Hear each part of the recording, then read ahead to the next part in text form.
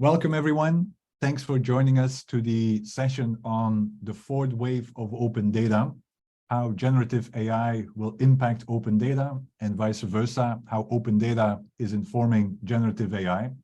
My name is Stefan Verhulst. I'm the co-founder of the GovLab, and we are an action research center based here in New York, where we focus on how do we transform the way we make decisions using new technologies and new science. And specifically, one area of exploration and work involves how we can unlock data to inform the way we make decisions as it relates to public interest. And so within that context, we have created the Open Data Policy Lab together with Microsoft and other partners as well. And we are delighted to host this session specifically focused on the fourth wave of open data. Now, as everyone knows, generative AI has taken us with a storm. I think there's not a single day where there's another article trying to reflect on the potential, but also the challenge of generative AI. And specifically, as it relates to open data, there's a lot of potential that is quite often unexplored, especially as it relates to whether generative AI can provide for a new interface with data, especially with open data, in a more conversational manner, but also to what extent open data can actually make generative AI less biased or more attuned with the prompts that they seek to address as well. And so these are the kinds of questions that we will address today in this session. And we reflect on the fourth wave of open data because at GovLab, we already have also reflected on the third wave of open data, where we initially thought that open data is in need of a reinvigoration, especially as it relates to becoming more purpose-driven, more collaborative, and also putting data responsibility at the center of open data as such. And so the question that we will explore today is what's the potential of generative AI to actually instigate a potential fourth wave, and how should we become prepared and what is needed in order to do so in a responsible way. Now, to do so, I have a wonderful panel.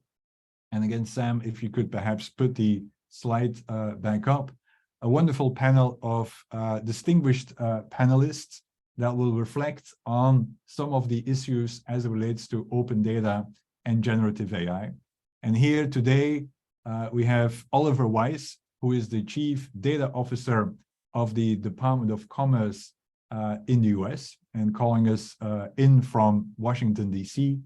We have Holly Krambeck, who is the Program Manager of the World Bank and the Data Lab, and specifically is also the founder of the Development Data Partnership.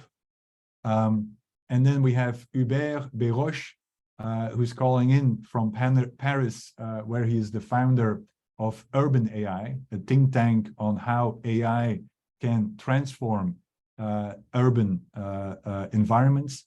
And then Sonia Cooper, who is an Assistant General Counsel from Microsoft, calling in from London. And Sonia is also a key partner in the Open Data campaign from Microsoft, and is also working quite closely with Microsoft Research in Cambridge as well.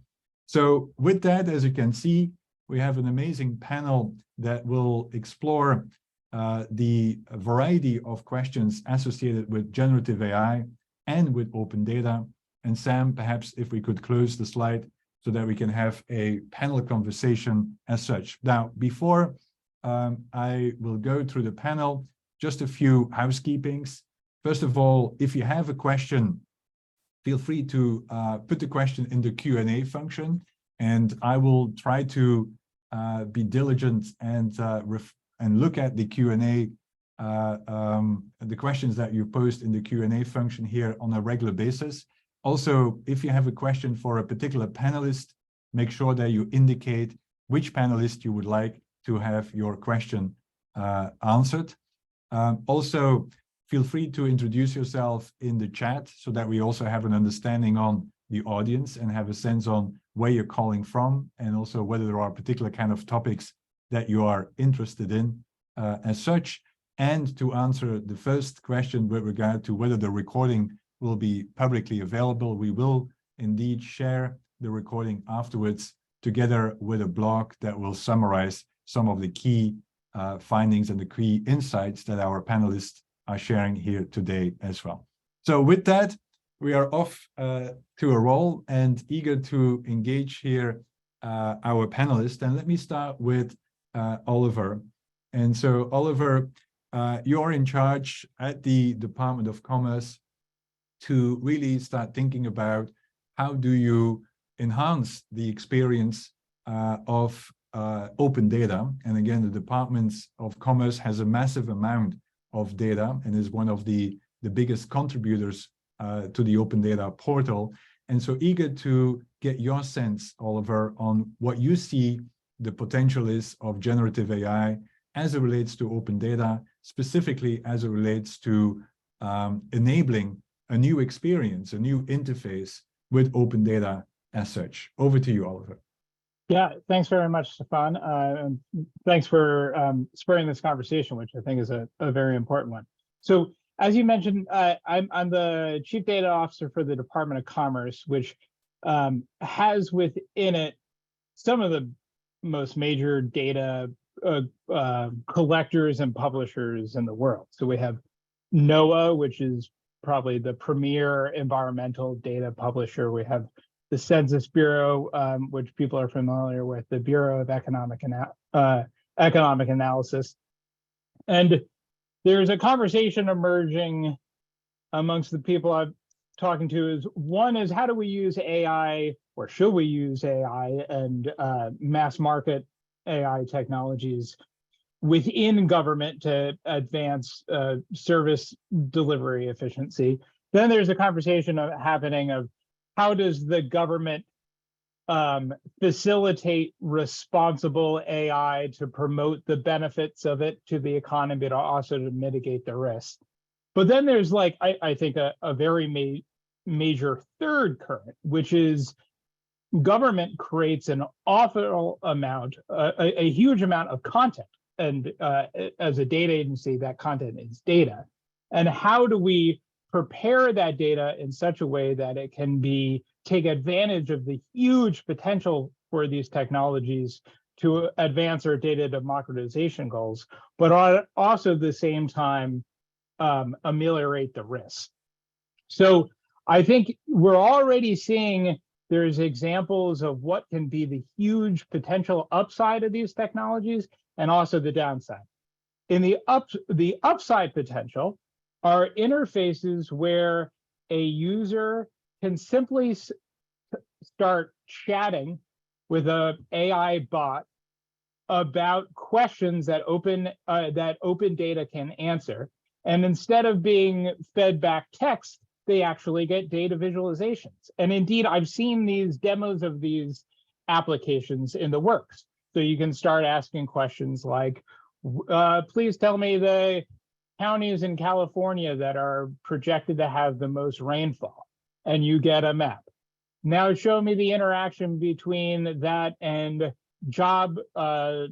agricultural jobs in those areas. And then you get an answer for that, and so on and so forth. And you can easily pivot between data about the economy, about the environment, about public health, and other domains through a very simple, intuitive interface. And you have a bot who can do all those analyses in the background. And I think that would be incredibly powerful in terms of democratizing insights from that data. I mean, we talk about getting our data in the user's hands, and we spend an awful lot of time thinking about users from underrepresented communities and from or local and tribal governments that are a low capacity.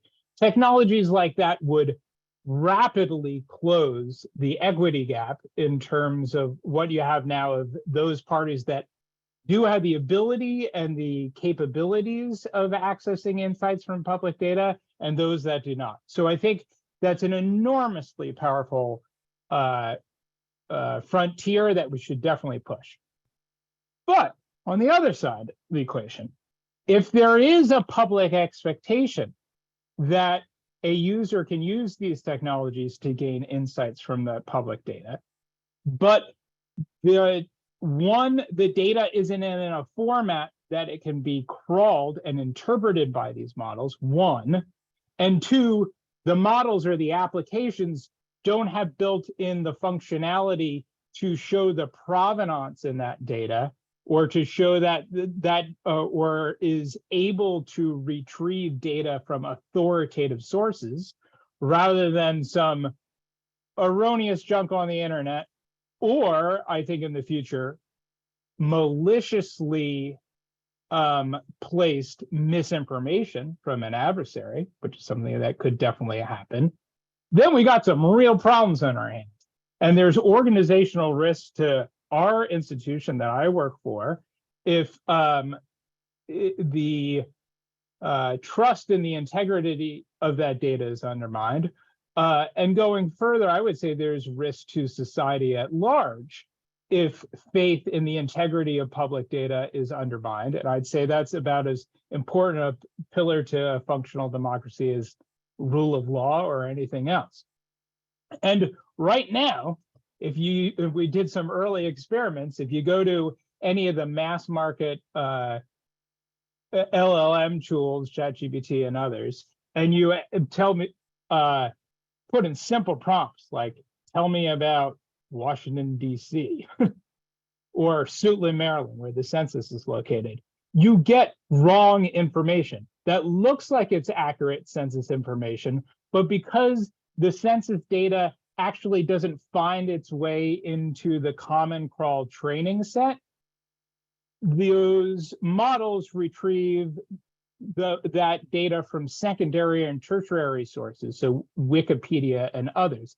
And indeed, what we're finding, the authoritative source for Suitland, Maryland, that ChatGPT or that's in the Common Crawl is some landscaping company in Suitland, Maryland, that just has some information, demographic information on its website. So I think there's huge potential, very real risk. And as starters, what we're working on within government is how do we publish our data, not just as machine readable data. I think that's what happened in your second wave of AI, right? Is that like the birth of the AI of the API. So how do we ready public data for API consumability? We now have to go a step further and make our data interpretable by crawlers. So that means it has to be in performant data structures and sufficiently annotated with enriched metadata so that crawlers can understand the data model behind that data and link it with other like data sets. So we have to do that. And we actually just did a pilot to publish a segment of census data as fully structured AI-ready data. And we found that it's eminently doable, but it's going to take a significant investment and a significant change in how government manages its data and ultimately publishes its data. Thanks so much, Oliver. And that's a great opening. I mean, I think you already addressed multiple aspects that we can unpack, and eager to hear, Oliver, meaning how widely is this opportunity explored within government? Meaning, so clearly your Department of Commerce, meaning, as you rightly said, you're anyway one of the biggest departments with data like from the census, NOAA, and so on. Meaning, do you see this kind of opportunity recognized by most departments, or is this still kind of a frontier kind of consideration? I think we're on the frontier. I mean, we're on the asymptote now, right?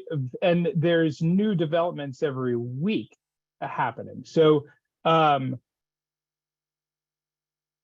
the conversations are very nascent, and the conversations I'm having with my counterparts in other agencies and with folks in the White House, this seems to be like the first or second, maybe third conversation they've had on the topic, but not much more than that. Great. Thanks so much.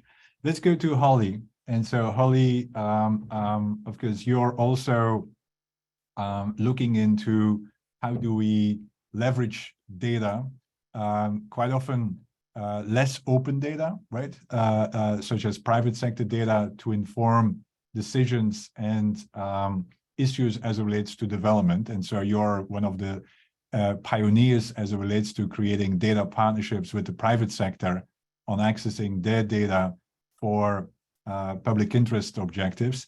And so eager to hear from you, Holly, what do you see as the opportunity here? I mean, on the one hand, of course, we have fully open data, like anyway, open government data, but then we have, anyway, less open data, such as private sector data, but that still can be queried, I guess, through, for instance, tools such as generative AI in a more democratic fashion as well. So over to you, Holly, what your experience is and what your kind of sense is on whether we are entering a fourth wave here of open data.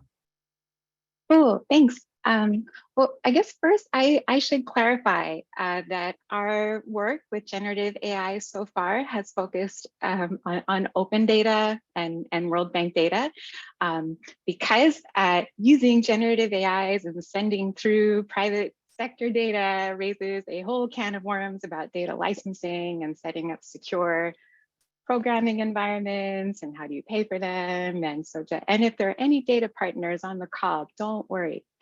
We are not sending your data through to ChatGPT.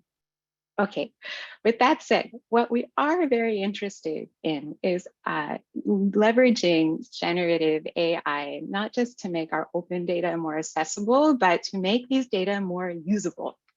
At the World Bank, and I suspect in other organizations, there is a divide in our staff between those who code and those who do not code.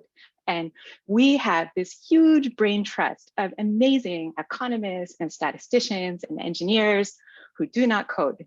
And that is okay. We do not expect them to become data scientists on the side. However, most of the exciting work with data is very complex, multi-sectoral, collaborative, requires like good dissemination mechanisms, and ultimately there's no way around it. We have to code.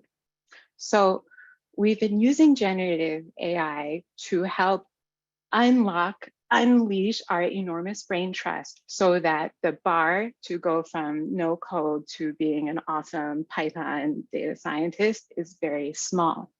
And we've done this with 3 different ways, and I'll present those with increasing levels of complexity and maybe highlight some of the opportunities and challenges of generative AI on the way. So I hope you can see my screen. Let me move that around. Okay, so opportunity number 1 is the most straightforward and definitely the one we see the most staff using, where you take the nice user interface of ChatGPT and ask it to generate some generic code for you. If you walk down the corridor of one department that I will not name, you will see the ChatGPT window open on everybody's computers, and they're all copy pasting different kinds of generic code. So here the prompt was, could you generate a starter Python Jupyter notebook that will import needed libraries, read in a directory of CSV files as data frames, rename, blah, blah, blah. All the things that all the data scientists have to do anyway to get started. And it did it. So this took minor back and forth, but we generated a notebook that what we all do when we start exploring statistics, with a nice little bell and whistle at the end where you can also ask it to generate sorry, the context doesn't matter too much. You can also ask it to generate some charts for you to explore data. And I did this morning before this meeting, just to show it can be done, because with ChatGPT, you can knock these things out very fast. I am not a pro programmer or data scientist, but with this tool, I can do a lot of things I couldn't do before. Okay, example number 2.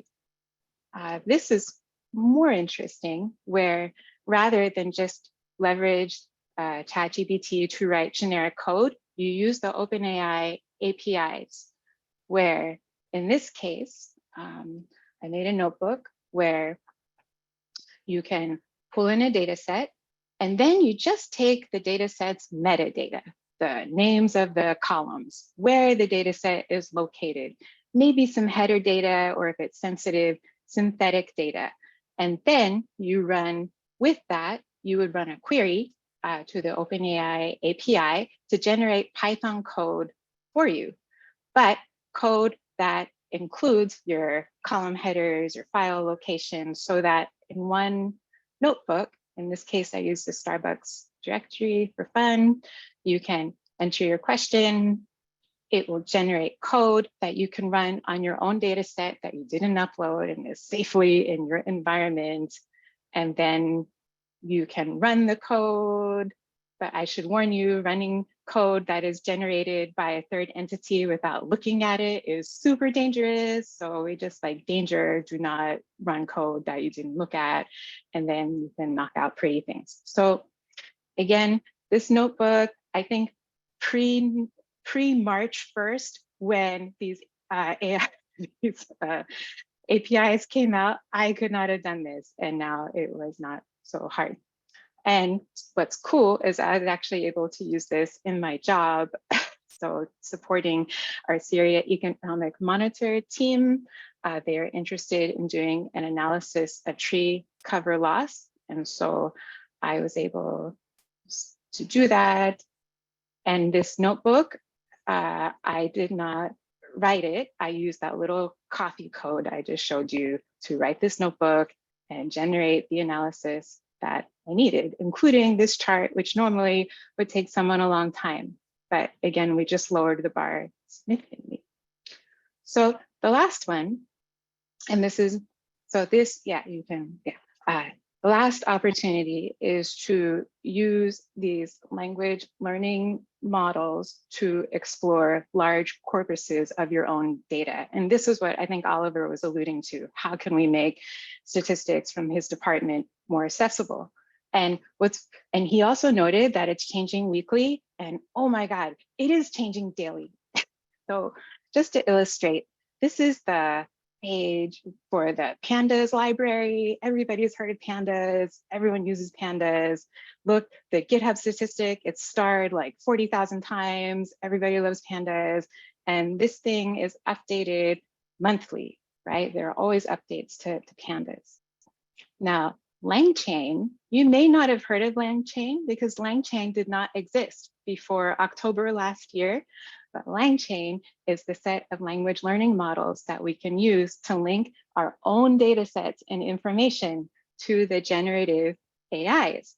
And LangChain has been started more times than pandas in that amount of time. And if you look at the updates, it is updated every day. Code I wrote 2 weeks ago will not run anymore because it's already deprecated. And I was complaining to a colleague the other day about the JSON loader, and he said, oh, I wrote that. What? So this world, it's also very small, but it's exploding and it is impossible to keep up with. But here's an example of how you would use LangChain. And in this one, we have this, I'm sorry, I'm trying to go quickly. So we prepared this analysis for our team working in Syria, where we need to understand the state of the economy when there's very little local information. And so we use lots of alternative data sources, nighttime lights, mobile phone location data, shipping, GPS data, remote sensing, and others to help create this picture. But while we are so proud of this work, it is becoming very complicated because there are so many pieces to follow and understand. So what I did was I wrote a book using LangChain and taking all of our Syria work as the corpus so that a user can ask natural language questions. So here, for example, it doesn't matter. I already asked it anyway. Here, I had asked which government had the most tree cover loss, and it knocked out the answer. It found that specific page, that notebook that I had shown you, and then found the answer and gave it to me. So this is very exciting for us. This is what we're doing and how we're trying to use generative AIs to bridge the divide between the coders and the non-coders. Some people might say the youngs and the olds, but I don't think that's very nice. So that is what we're doing. So thank you. Wonderful, Holly, and thanks for giving us some concrete examples as well, because it makes it far more concrete. And especially, indeed, I think the opportunity and the potential to actually use generative AI to create those notebooks and code itself, I think is quite often not understood in the wider world of generative AI. Typically, people think about generative AI as just as kind of the interface to prompt answers to questions, but what you have shown indeed is to also prompt the creation of actually code in itself, which I think is super valuable and interesting within the context of open data as well. And I will come back to you on some of those issues as well, Holly. But let me go quickly to Hubert so that I make sure that everyone had kind of an opportunity to set the stage from their perspective. And then I will reflect on some of the issues mentioned here as well. And again, for those that are joining us, feel free to use the Q&A function to ask any question you might have to the panelists as well. But Hubert, meaning your main focus is, of course, on the use of AI at the urban level. And I think we've heard from Olivier, who focuses on, or Oliver, who focuses on the starting to have the French, Hubert, the French way of pronouncing Oliver. I don't know whether there's a French version of pronouncing Holly, but I could do this as well. But we've heard from Oliver on, of course, what the potential is as relates to national data sets. We've heard from Holly at kind of the international global sphere. So what's your perspective, Hubert, on how this might change open data at the local level, and especially how it could also change the kind of urban data ecosystem as well? Over to you, Hubert. Yeah, so first, thanks again, Stefan, for the invitation. Super interesting, definitely insight, and that echo actually some elements I will share right now. Something we have to keep in mind when we are talking about urban AI and urban technologies, and you just said it, is their local character. And this is something that is really important because it's quite different from, let's say, digital conventional technologies. But something we try to, and we understood recently, is that when we are talking about urban technologies, this is something that is very contextualized, very localized. And I will just try to explain why and what it means for generative AI and open data. So why are we saying that those technologies are localized and those kind of AI are quite different from other kind of AI, and why are we talking about urban AI? The first reason, and you know it very well, Stefan, is because obviously urban AI are locally regulated. This is basically why we conceptualize as AI localism, but what it means in a very concrete way is that you will have, in a very concrete way, different urban AI, different urban artificial intelligences, depending of cities. So this is the fact, for example, that you might have drones flying in skies in some Chinese cities, which is not the case in some European cities. Or you might have autonomous level 5 autonomous vehicles in some cities and not others, or in a more hidden ways, facial recognition softwares used by public administrations in some areas, some regions, and not in others. And this is something that is quite interesting to keep in mind, because it says that cities are public arena that influence the development of urban artificial intelligence. The thing we also try to investigate at Urban AI is the other way, like how urban AI and urban technologies are transforming cities. And we just released a report on geopolitics of smart city. And basically the conclusion of this report, which was quite surprising, is that actually urban AI and urban technologies are instruments of power. They are obviously instruments of hard power. We can understand why, when, let's say, public infrastructures are hacked, or when, as is the case in France or even in the USA, but they are also instruments of soft power. And this is something much more subtle, but that is directly related actually to ChatGPT and to other generative AI. But this is the fact that technologies and urban technologies are reshaping social behaviors, urban patterns, and economic interactions in a specific city. So this is really something we have to keep in mind, this interconnection, the fact that cities are transforming urban technology and urban technologies are transforming cities. Because when we have this in mind, we understand that when you deploy technology in urban context, it can only be done locally. And so what it means for generative AI, it means that generative AI, such as ChatGPT, but not only, they are exactly in the same pattern. And this is what are understanding municipalities. So we are currently running a research project on generative AI and municipalities, for which we are interviewing different municipalities in the world, the city of Barcelona, Winnipeg, Singapore, many others. And it's quite interesting because they have in mind what I just said, and they are saying they are in a way quite skeptical, not of the capacities of this technology, but of the risk, of what might be behind ChatGPT. And that's why the approach is first to test this technology, to try to better understand what are the risks, how we can use it in a kind of sandbox approach. And so I think that what we will see is something that already happened in terms of conventional AI, is the fact that cities, for the reasons I just explained, will differently use generative AI. Some of them might develop their own ChatGPT depending on their own capacity. Maybe important cities like the city of New York, of Amsterdam, of Barcelona, and Singapore.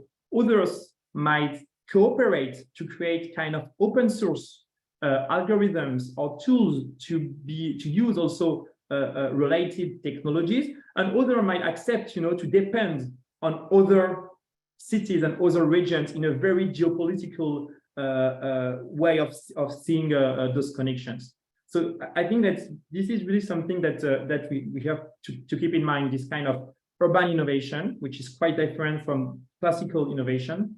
And the second thing I just wanted to highlight very quickly is the importance to localize and to create situated technology.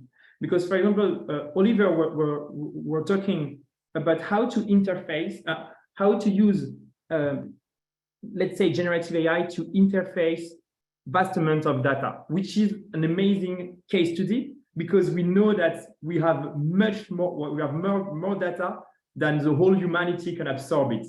So we are living in a very special society, where we have much more information that we can understand it. And it's becoming a public health issue, it's becoming a social issue, like the fact that we have so much information that we cannot digest, we cannot incorporate it as human beings and society.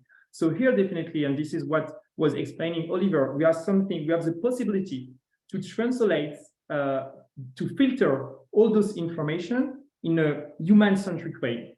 And now what we have to think on, and this is something we are working on at Urban AI, is how do you do it at a local level? How do you take into consideration local cultures? Because maybe written interfaces might be interesting for Western or for some American cities or European cities, but maybe for some African cities, when you are much more comfortable in speaking with each other, you might need other interfaces. And maybe in Tokyo, where they are much more comfortable with robots and non-human centric interfaces, you might need something else.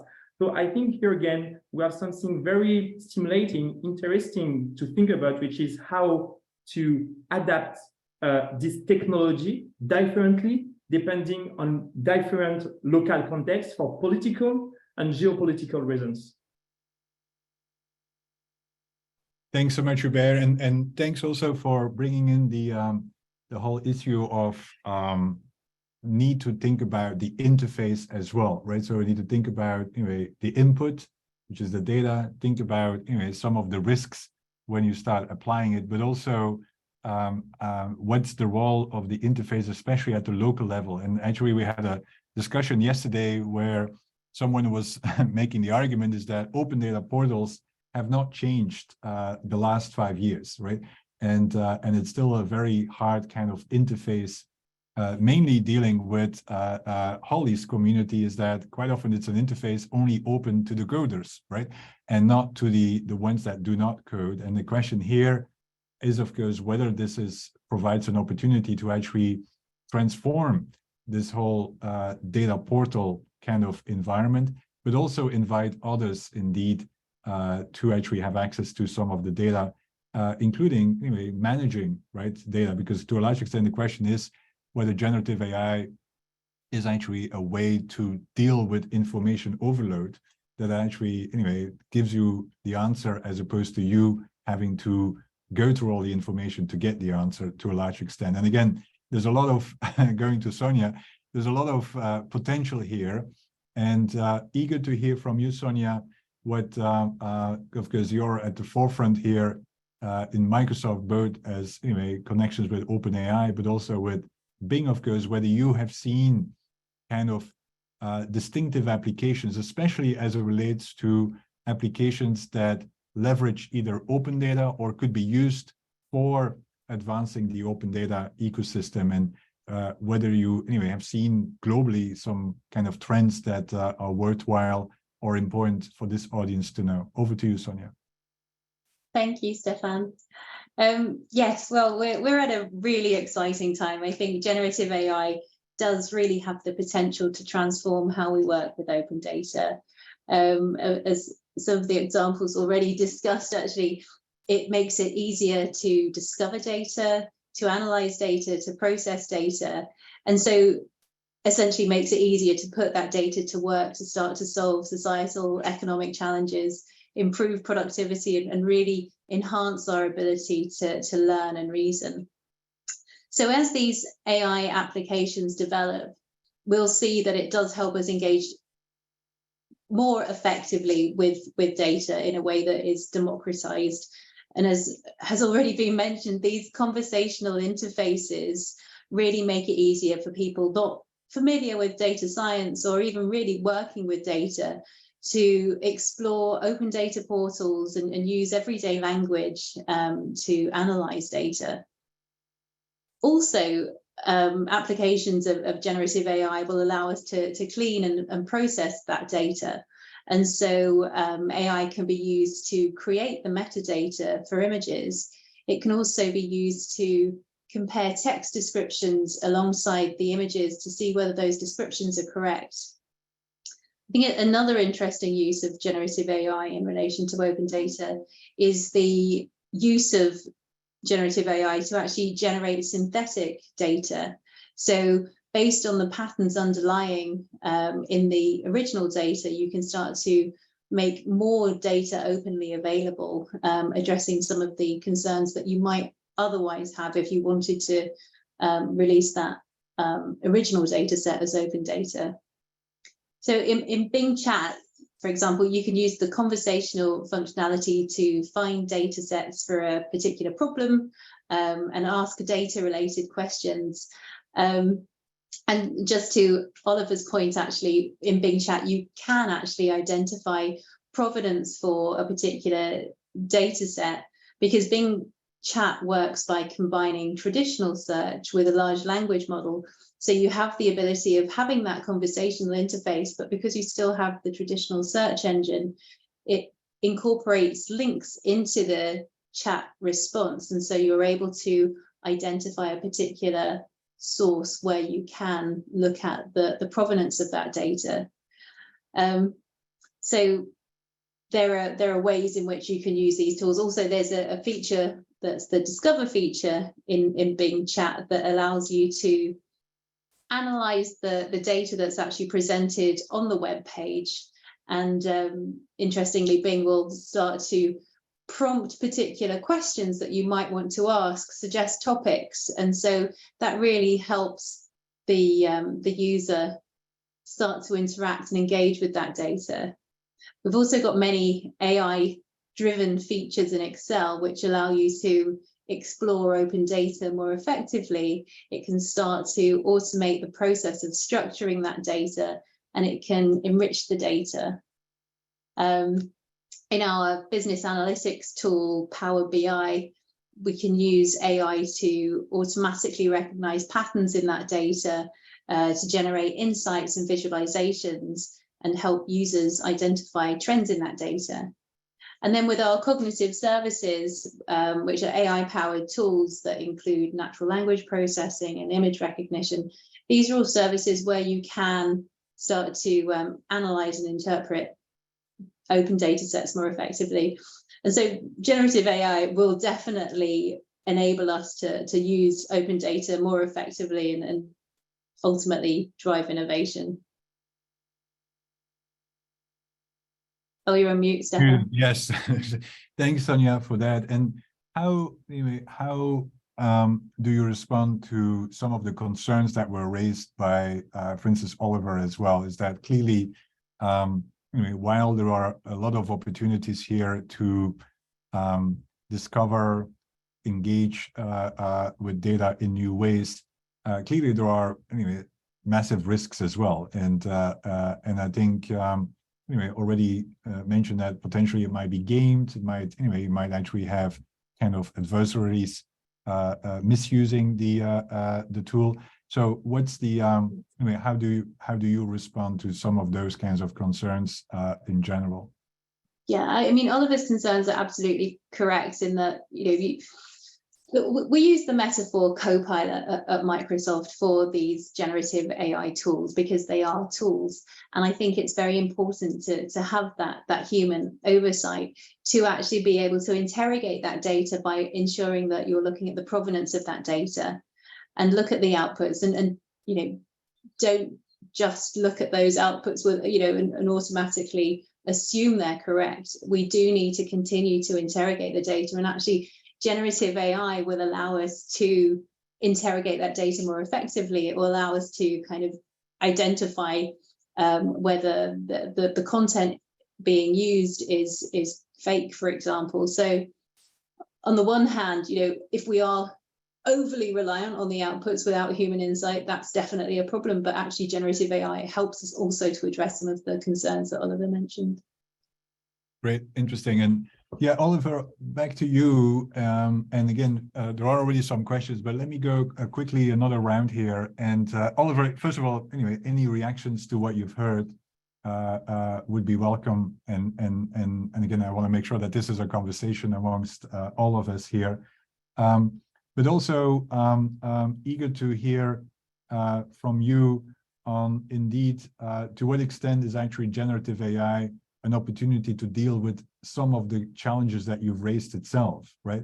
Because clearly one line of conversation that is happening is that you can actually deal with some of the challenges of AI through AI, and wondering how you look at that.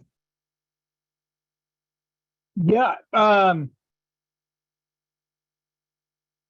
So the challenge, at least the technical challenge we see before us, is how do we enrich the metadata in which our data is published? Mm-hmm. So if AI can help with metadata tagging, yeah, I'm all for it. I haven't seen that technology yet, but I think that would be a great application of that technology. Great. Holly, from your end, meaning also, so you're also looking into developing partnership as well. And again, one of the core element that we have seen in the data space, the open data space, is that it's not just about releasing data, it's also about establishing new collaboratives around the data.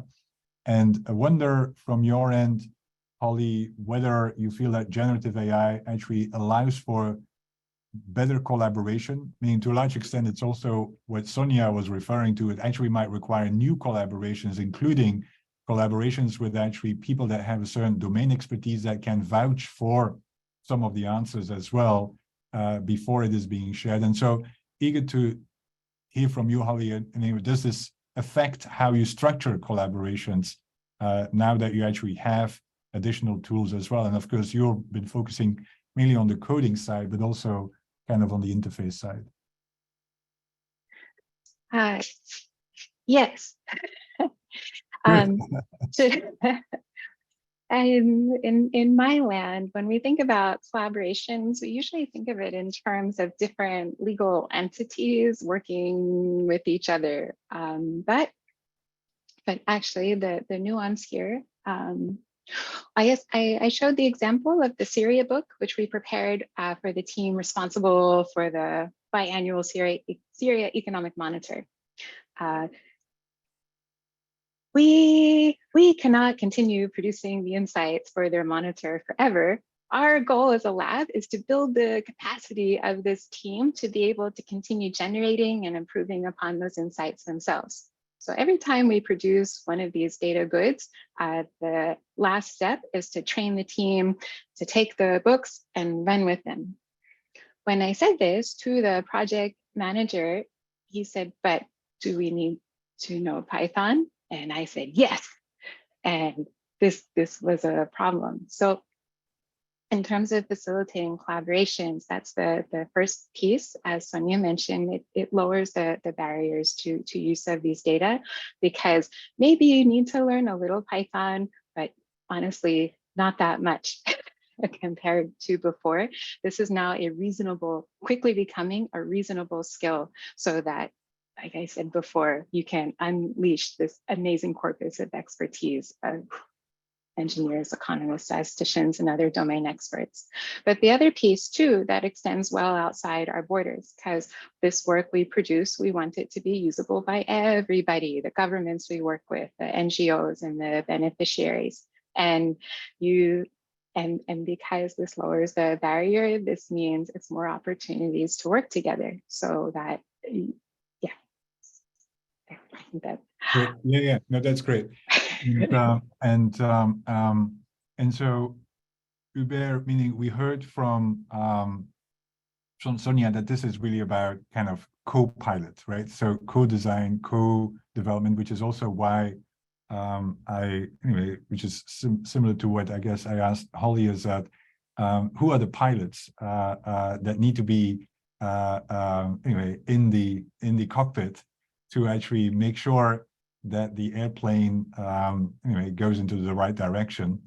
I'm not sure how far I can push that metaphor, but anyway, especially at city level, wonder how that plays out at city level, right? So who should be kind of the co-pilots if you start applying that for kind of an interface, or providing a chat kind of bot with citizens around information that they could benefit from in new ways. So wonder whether you've thought about that.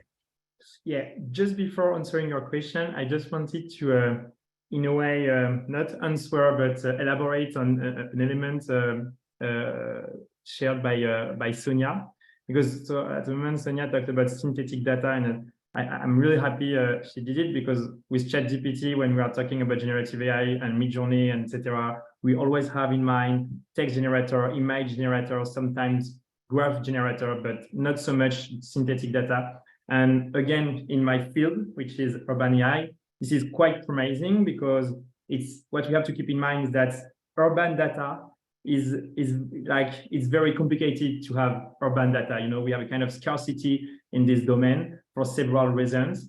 And so that's one element among other, which is why it's so complicated to have a kind of big urban innovation as we had in health tech or in other industry. And I really believe that in the field of urban data, synthetic data has a huge potential. So obviously, I'm not the one to believe it. You already, like the city of Amsterdam and other local administration that are investigating how to use synthetic data for privacy issues, because it means that you could maybe release new kind of data, you know, by adding synthetic data on it, you could respect like privacy issue. And the other thing that is interesting for, let's call them innovators or entrepreneurs or researchers, is the ability to do more with less on urban data. You know, in urban AI, a lot of researchers were interested by what is called small data or data-centric AI because of what I say, because you need to do more with less. And I also believe that in a quantitative way, we have something quite interesting that is emerging thanks to synthetic data. And when we are talking about synthetic data, sometimes we have in mind fake news and like very bad case studies. But I really believe that at least in the field of urban AI and cities, we have something quite interesting that can emerge from this case study. And to answer your question, Stefan, you're completely right. This is something that we are trying to understand, the fact that when you are developing an urban project, which include artificial intelligence or other technologies, you really need to create a social contract around this project. Otherwise, it cannot work. And we have plenty of examples in South Korea, in Toronto, in Songdo, where some industries try to implement in a very top-down level smart city project, and at the end it didn't work because people were not involved. And so really the question is, how are you able to create meaningful inefficiencies?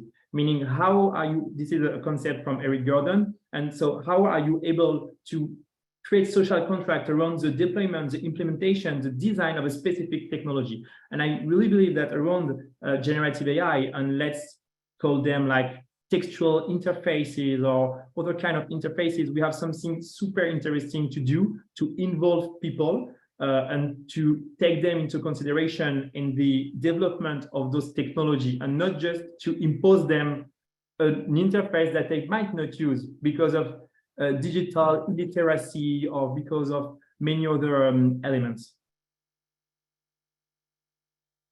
Great. And question to you, Sonia, and then I will go through the, and so feel free to add your question to the Q&A, and then I will go through the list here, and we got quite some interesting questions as well.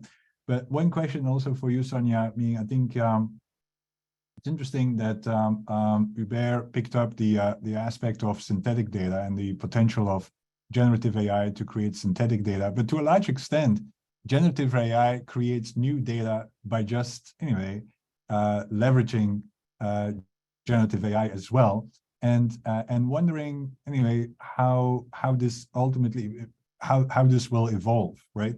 By meaning is that anyway, is this kind of a new data set that then subsequently can be shared again, or are there other kind of clearly concerns with actually the fact that generative AI creates new data sets by actually querying existing data sets? And so I wonder how, anyway, how you think about that in the place where you sit.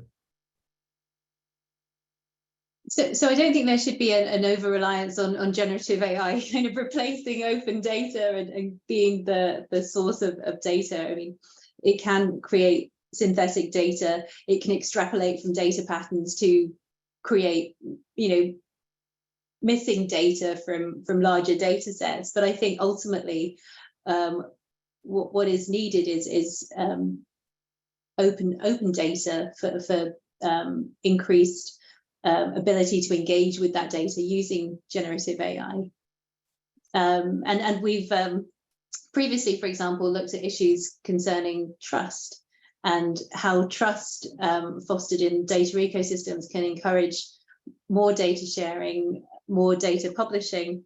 And at Microsoft, we thought quite deeply around the aspects of trust and data to encourage more data sharing and really close that data divide. And we've done that in the context of the work that we've done on the Open Data Campaign. And there are certainly lots of factors that impact trust. When you consider it in the context of data collaborations involving only a small group of parties, it's often very useful to map the data ecosystem, understand the value exchange, for everyone to understand that value exchange between the parties, so that fosters a trusted environment to encourage data sharing. And I think whilst the various factors change slightly in relation to open data ecosystems, mapping that data ecosystem is still really useful, because trust can impact a data publisher's decision to actually share their data, as well as a data user's decision to use data. And so we recently launched a data publishing toolkit with a user-centric approach that we developed in partnership with the Open Data Institute. And here we looked at the importance of actually fostering a feedback loop between the data publishers and the data users. And that feedback loop really enables organizations to publish with their users in mind. The ODI conducted some research and found that actually often data publishers aren't publishing for their data users. And so without a clear connection and user-centric approach to data publishing, often the incentives around data publishing are lost if you're not sure if your data is even being used, you're not sure how it's being used. And so data publishing efforts can actually quickly lose momentum. And on the data users side, they'll find that the data isn't as usable as it would be if data publishers were actually publishing with the users in mind. And so a data-centric, or rather a user-centric approach to publishing data really does help improve the quality of that data, which really enhances trust and potentially generates greater data usage and greater data availability. So I think, we really can unlock the benefits of open data with generative AI. I don't think we want to be thinking about generative AI replacing data sources. Mm-hmm. Great. No, I think these are great comments, Sonia. And I think, anyway, one lesson, I guess, from this discussion already is that there are actually different personas that benefit in different ways if we start using generative AI for open data. And I think it might also be interesting, and it would be interesting to see to what extent actually, if you start using generative AI as a data publisher, whether you have better sense on actually what are the questions that are being asked from the data, because at the moment, you quite often, anyway, you just see downloads, not the questions that actually inform the download. And I think that in itself might create some kind of new intelligence for data publishers to then align how they release data and what data they release as well. And I think that again is different persona. All right, so let me go through the questions because I want to make sure that we also address the questions that the audience here are posing. And the first question is from Carmen Dominguez. Can Holly talk about how folks who do not code can quality check the code to make sure it is actually doing what they asked? And so clearly, Holly, you already in your comments, you had a big danger sign there. And I think Carmen got inspired by your danger sign and wants to know, how do you make sure that people are aware of the challenges that code might have? Over to you, Holly. Yeah, I think it's a great question because we think about it a lot. So when we produce analytics for other teams in the bank, we present them as GitHub page rendered Jupyter books, meaning for our counterparts, our analytics look like websites. And we do this very intentionally so that the work that we did is easily digestible by someone without a data science background. And I should, oh yeah, so I'll say that. So for example, going back to that book that ChatGPT wrote. So here we summarize what we did, how it was implemented, what we found, and we always clarify limitations. And then every time we produce a notebook, we add human readable documentation so that a non-coder can follow it. So here, anywhere you see something with a hashtag, if you just read that, you can see what every line of code is doing. And this is a policy in our team so that everything is understandable to multiple audiences. But if you are if you want to play around with a notebook, if you want to adjust it, then you would just download it directly, or you could download the whole repository. So we present things to two audiences. I think the other piece to clarify, because I saw some of the other questions in the chat, is, I don't know if this is So Python, oh my God, Python can do anything. You can make a game, you can make a website, you can build a web app, or you can do data science. And someone who can use Python to make apps may not be able to do anything to analyze data, and vice versa. It all depends on the libraries. But if you were to take like one of these online Python boot campy things like 100 Days of Python, which I highly recommend on Udemy, they chunk the class into levels. There's beginner Python, intermediate Python, and advanced. And I would posit that if you take the 20 days to get to intermediate, then you know enough to be able to use these books, make tweaks, use ChatGPT to help out with generalized code. So I guess the message is the future, at least for on our side in the World Bank, is that everyone is going to need to know a little Python to take advantage of this huge world of opportunities for exploring open data sets using new methods. And this is how we try to build the bridge between the different audiences. I hope that's helpful. Great. Yeah, no, super. And one follow-up question on the documentation. Is it, I mean, because one of the concerns that sometimes is raised is that actually it's very hard to document if you start using generative AI, how you actually got to a result, right? And so I'm wondering whether the documentation, if you start using generative AI for coding purposes, whether that actually is challenging. I don't know. I mean, I'm just wondering. Our approach so far has been, we do not use generative AI to do any of the analysis. All right. Okay.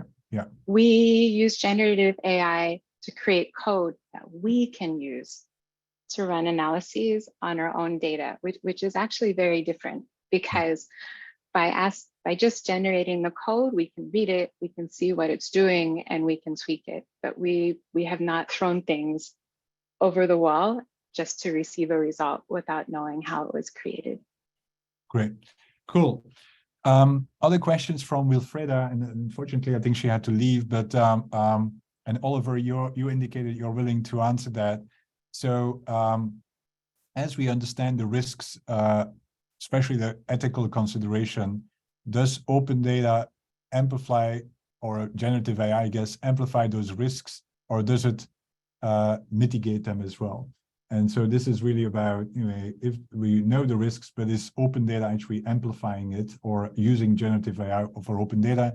And then the other question, which also, Oliver, you're volunteered for, is then, if this is the fourth wave, what are the characteristics of that fourth wave as such? Over to you, Oliver.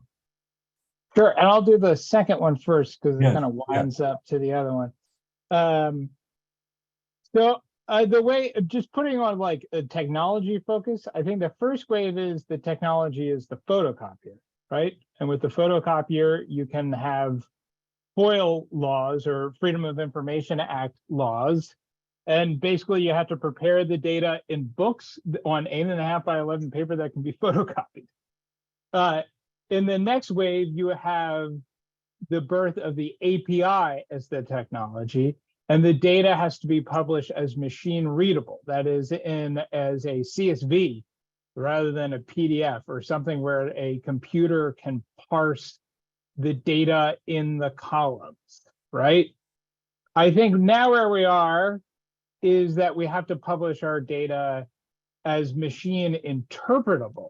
So not only does the machine be able to parse the columns, but it's got to understand the metadata and the data model in the data, and how those various columns relate to each other, and how they might relate to other columns that are in other data sets, so that you can build a knowledge graph on it. And once you have the knowledge graph, you can apply all these cool conversational applications to make that data interpretable in really intuitive ways. So that's how I would characterize it. Now, to get to the risk of privacy and disclose, those sorts of things, I really like your idea, Stefan. Like, imagine an open data portal that was started with just a chatbot. Like everyone's open data portal actually starts with no numbers. It only starts with a chatbot, and you just start asking data of it, asking questions of it, and then you get back meaningful visualizations. I think that's the scenario that we should all strive for, right? Right. One, and I think there's some obvious immediate benefits to the user because it's so easy to use, but some perhaps not so intuitive benefits. One, you just mentioned, Stefan, we would know what users want a whole lot better than we do now, where we have very little information on what users actually want. Another benefit would be is that I think we could actually provide, in a world of differential privacy, where there is a trade-off between how accurate and discrete data can be released and a risk of re-identification on that data. Right now, in like the current mode of your whatever second or third wave of open data, we release tables of data, and we have to assume that all of that data will be used. And when you calculate when you have a privacy budget, the whole table counts against your privacy budget, right? So you're forced into trade-offs where you have to introduce more noise into that data if you're a statistical agency, so that you don't have unacceptable risks of re-identification. But if your open data portals were just places where you could query the data directly, you could give much more accurate, more precise answers to the data because you're only answering that specific question. So your expenses against your privacy budget are far cheaper, are far more economical. So I think having that mode of data release actually advances privacy and allows for more economical expenditures against your privacy budget. Great, and that's a great way to look at it, Oliver. Very, very insightful.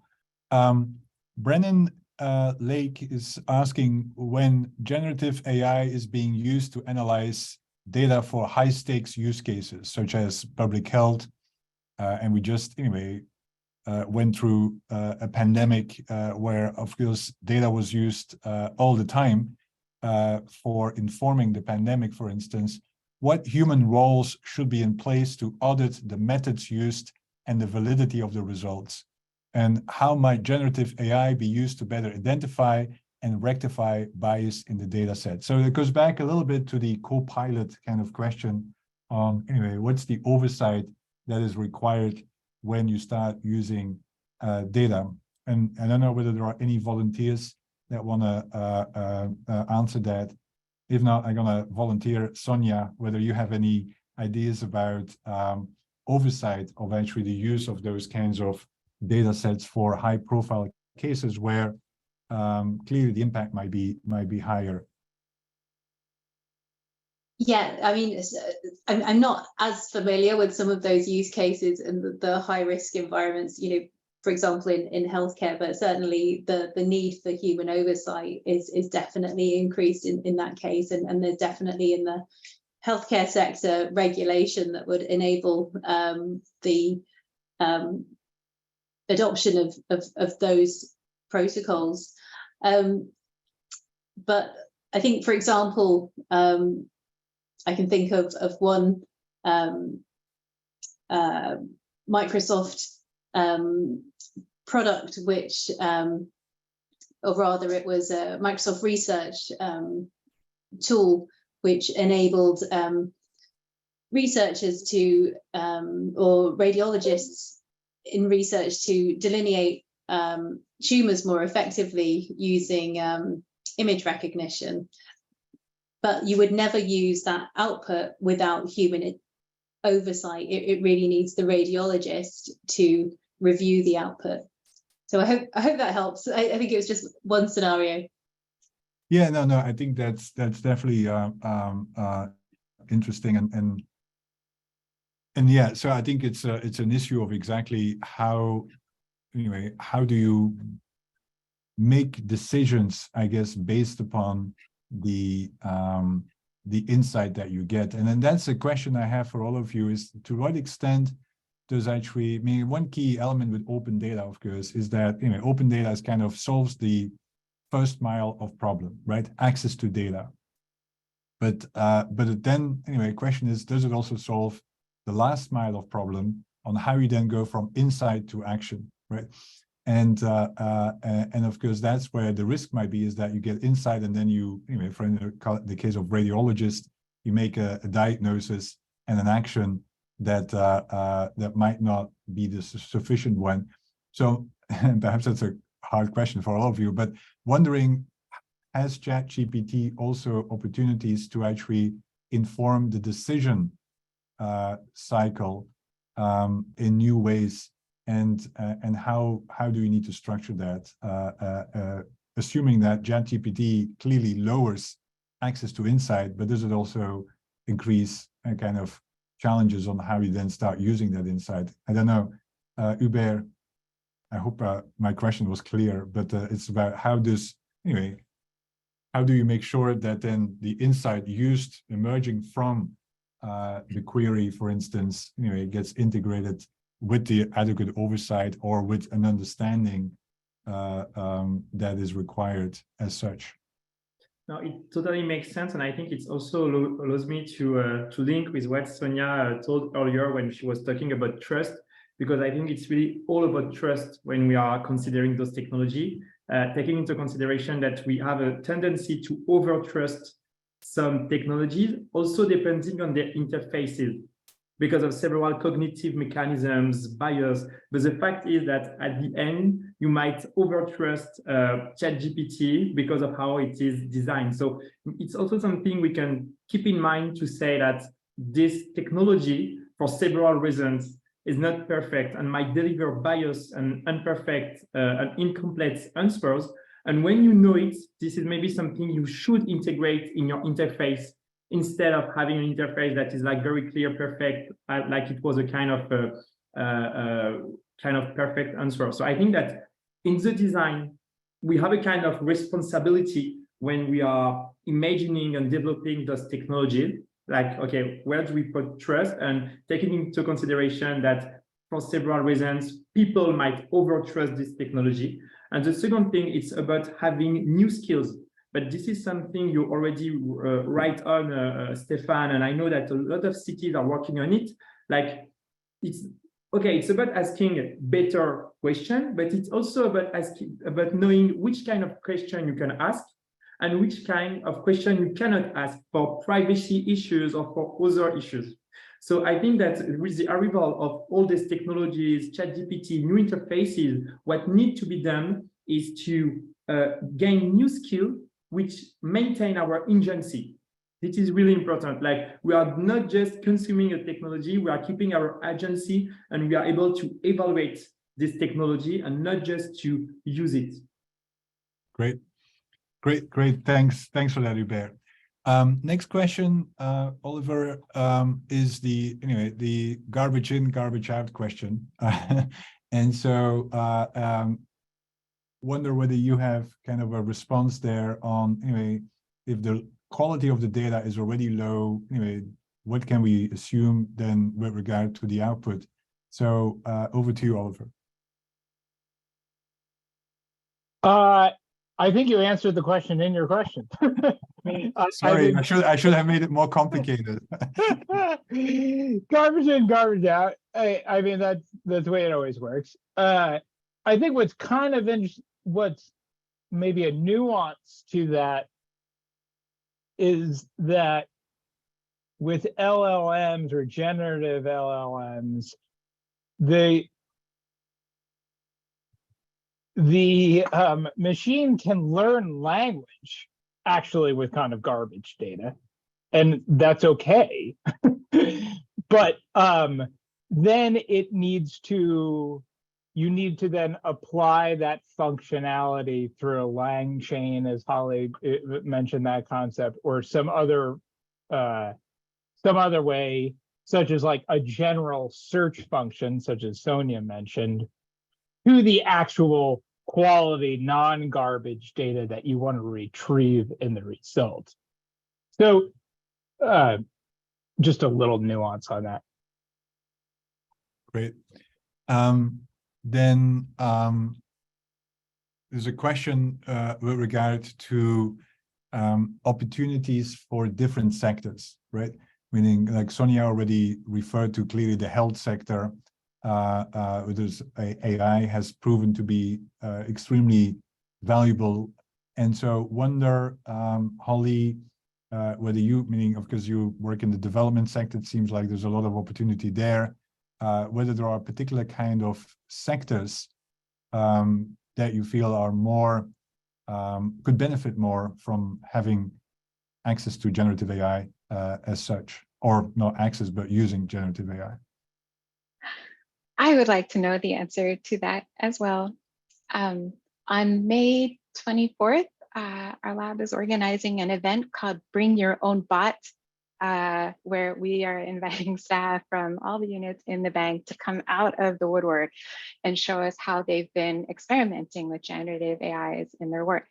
And so far, we have signups from staff who are going to present on their use of these tools in agriculture, climate, for making our world development indicators more accessible, for making World Bank documents and data in general more accessible, and for, one team is pulling in all of our old development impact reports so that when you start writing a new one, it will pre-populate. So I'm really excited to see these and what else colleagues come up with, because we're all just learning. So this will be our first time to see what everyone's been doing. Great. Great. Yeah, no, eager to hear what bots have been experimented with. And then question from I think Eugene, which goes back to kind of one question I asked earlier as well, is that if, which is again always a hard question, right? So if assuming that, anyway, generative AI creates its own data, right? And I think Sonia's answer was, anyway, we shouldn't rely on that. We should actually invest in making more data accessible, high quality data accessible. But assuming that, of course, it does create kind of new data sets, who owns that data? And again, ownership is a big question quite often when it comes to data, but also can this be, should this be made more available, more accessible, and so on? So I don't know whether anyone wants to answer that. Sonia, any reaction from your end? Or I mean, you actually answered, yeah, Hubert. No, actually, so we organized a webinar 2 hours ago on generative AI and urban design, and the same question was asked in the chat. So I'm going to answer, but for the like the field of, let's say, architecture or urban design. So the question of the question of authorship is super interesting, and obviously we have more and more artists that are sending basically like messages because they are complaining with the fact that technologies company are basically using without their authorization their arts. One of the experts we had proposed this idea of that, well, it's a kind of shared authorship, or that basically nobody really owns it. But I think it's an interesting question to explore as a starting point, but maybe based on this, we need to elaborate on, okay, like when we know this, like who are really the owners, what are the business model behind this, and can we use maybe other kind of technologies, maybe blockchain or other, to have a better traceability on, what exactly is your role in the creative process, even if it's definitely very complicated. But it's not an easy question, but I think it's also raising other related issues that we definitely need to address to be able to fully implement those technologies. Great. Yeah, and there's a lot of work, and again, on IP and generative AI, and I know Creative Commons has also organized a few sessions on that. So I think that might be kind of for another webinar, because it is indeed more complicated than just this one question as well. But Sonia, there was a question with regard to journalists and to what extent generative AI can actually also support journalists worldwide. And of course, we've seen this already move towards data journalism, and wonder whether generative AI can actually support that move more strongly. And it goes back to also what Holly said, is that journalists typically don't know Python, and so if we have a different way to actually introduce code that makes them more capable of actually using data for their journalistic practice, that might be beneficial. And so eager to hear how you have seen this. And then I will go around for a last kind of reflections by all of you. Over to you, Sonia. Thanks, Stefan. Yeah, that's an interesting question. I think it also goes back to the other question in relation to, how can generative AI support various sectors of industry? And I think, what's needed is discussion on identifying those potential benefits and ensuring that they're in mind as we develop AI, so that we can actually develop AI in a way that benefits everyone. And certainly lots of communities are using generative AI to produce content. And I think also generative AI supports journalism, in that it is, particularly with applications such as Bing, where we are able to include links to the sites where that journalistic content lies. We can direct users to those sites. Great, cool.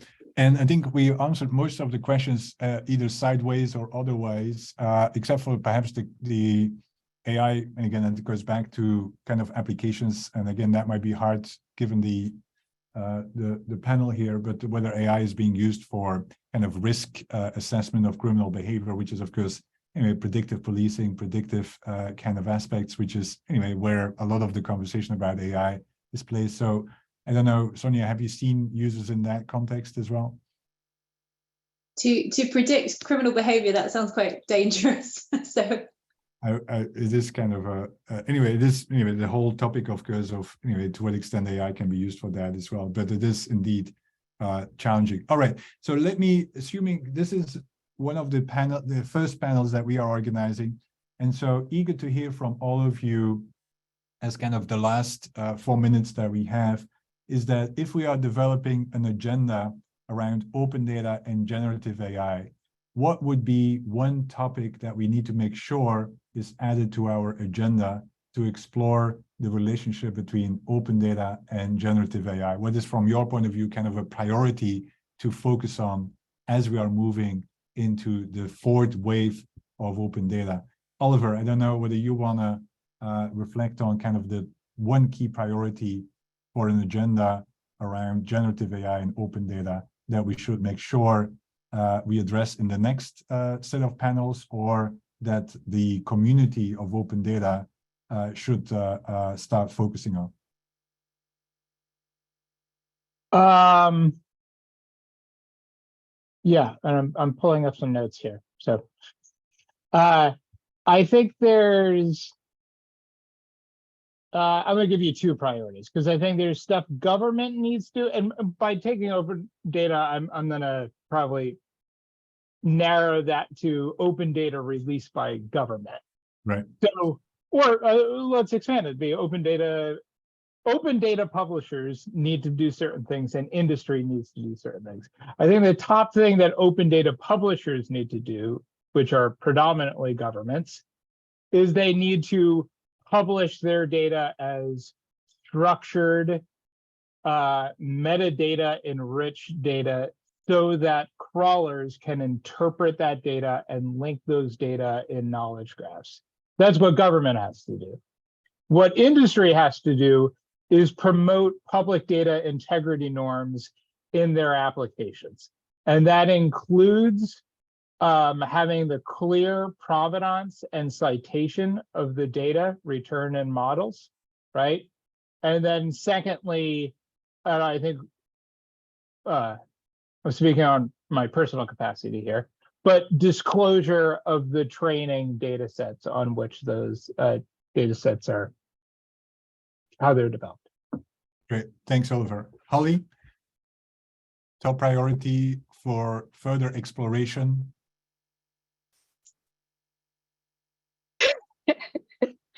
So many, but something Sonia said earlier just keeps like resonating through my mind because she mentioned how the generative AI should be treated as tools. And I was thinking, yes, tools, not Oracle. And I feel like if I was organizing a session, I would start with that. So we could think through more how we could use the different aspects of it as tools versus using it as something to just give us an answer. Right, great. Hubert? Maybe at the local level for municipalities and cities, something that could be interesting is to investigate like how far can generative AI be used to enrich open data? And do we have like specific formats, specific data that would benefit from generative AI because of, I don't know, like their components or things like this? So that would be in a kind of technical way.